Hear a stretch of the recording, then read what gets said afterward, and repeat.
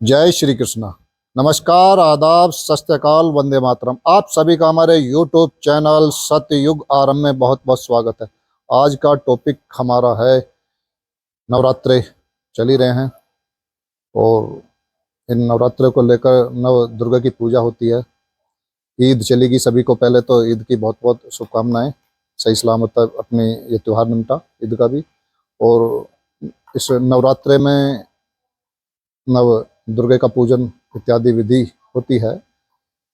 इसी में श्लोक हैं, कुछ श्लोकों को लेके आगे बढ़ते हैं और बताते हैं, मतलब समझने का कोशिश करते हैं अर्थ क्या निकल रहे हैं उन श्लोकों के।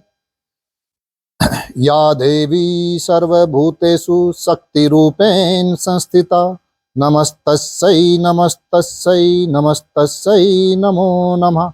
एक श्लोक ये बैठता है। इस श्लोक का अर्थ होता है कि मतलब वो शक्ति रूपेण माँ शक्ति सबके अंदर विद्यमान है, और यदि इसका सदुपयोग किया जाए शक्ति का तो देवी संपद यानी देवीय गुण की वृद्धि होती है, और यदि इस शक्ति का दुरुपयोग किया जाए तो आसुरी संपद की वृद्धि होती है। तो इसका अर्थ यही निकलता है, मतलब वो शक्ति सबके अंदर ही विद्यमान है। और दूसरा श्लोक इसी में ही है। या देवी सर्वभूतेषु चेतन एत्यभिधीयते नमस्तस्यै नमस्तस्यै नमस्तस्यै नमो नमः।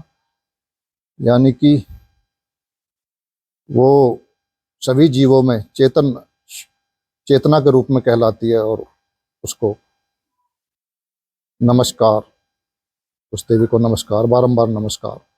तो चेतना स्वरूप भी यही है। और तीसरा एक श्लोक आता है, या देवी सर्वभूतेषु प्रकृति रूपेण संस्थिता नमस्तस्यै नमस्तस्यै नमस्तस्यै नमो नमः। तो प्रकृति का रूप भी यही है, शक्ति रूप प्रकृति का। प्रकृति की परिभाषा क्या है, हमें ये जान लेना सभी का बहुत जरूरी है कि प्रकृति की परिभाषा है क्या। प्रकृति यानी जो भी दृष्टिगोचर हो रहा है, जो दिखाई दे रहा है, वही प्रकृति है। चाहे आपका शरीर हो, हमारा शरीर हो, चाहे कुर्सी हो, मेज हो, वृक्ष हो, पशु हो, पक्षी हो, यानी कि जो भी दिखाई दे रहा है, दृष्टिगोचर हो रहा है, वो सब प्रकृति है।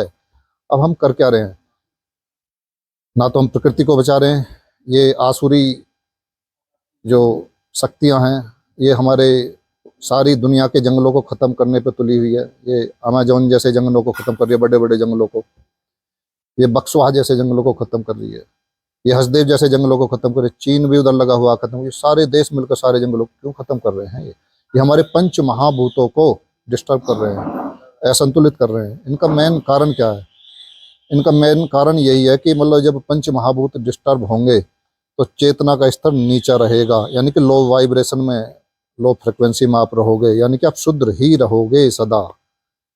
ब्राह्मण नहीं बन सकते तो आप गुलाम रहोगे। तो मेन टारगेट आध्यात्मिक स्पिरिचुअल वार में मेन इनका जो केंद्र है यही है कि आपकी वाइब्रेशन किसी भी तरह लो की जाए। वो कार्य कर रहे हैं। बाकी ये पांच महाभूतों को ये डिस्टर्ब कर ही रहे हैं। अनेक तरीके हैं इनके। जितनी भी फैक्ट्रियां हैं, फैक्ट्रियां नीचे जल को प्रदूषित कर रही है, जल तत्व के आपके बिगाड़ रही है, गड़बड़ा रही है।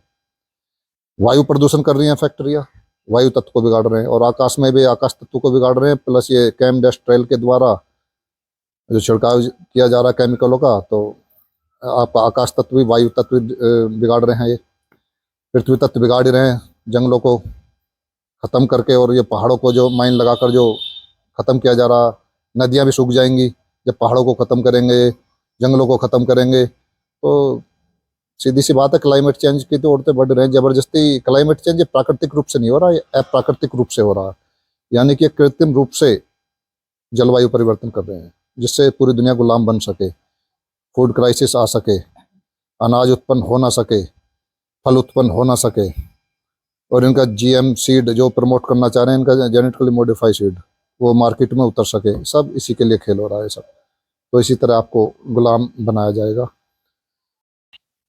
सावधान रहें, सतर्क रहें, स्वस्थ रहें। जय हिंद, जय भारत, वंदे मातरम, राधे राधे। इंसानियत जिंदाबाद, शैतानियत मुर्दाबाद, मानवता जिंदाबाद, दानवता मुर्दाबाद।